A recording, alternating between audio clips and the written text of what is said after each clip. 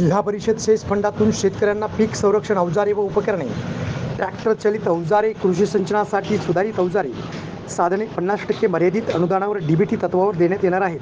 त्यासाठी शेतकऱ्यांनी 5 ऑगस्ट 2024 पर्यंत पंचायत समिती स्तरावर अर्ज करण्याचे आवाहन कृषी विकास अधिकारी नंदकुमार पाचपुडवे यांनी केलं आहे. या योजनेमध्ये अनुसूचित जाती, अनुसूचित जमाती, अत्यल्प भूधारक व महिला शेतकरी यांचा प्राधान्य देत राहील. जिल्हा परिषदेच्या सेस फंडातून शेतकऱ्यांसाठी निकोस्टेल spray pump, knapsack battery operated spray pump, brush cutter, solar insect trap, rotavator, पलटी नांगर, रोटरी टिलर, विडर, पेरणी यंत्र, कल्टिवेटर, 5 HP सबमर्सिबल पंपसंच, डिझेल इंजिन, कडबाकुट्टी, ताडपत्री, स्लरी इत्यादी साधने 50% मर्यादित अनुदानावर डीबीटी तत्वावर देण्यात येणार आहे.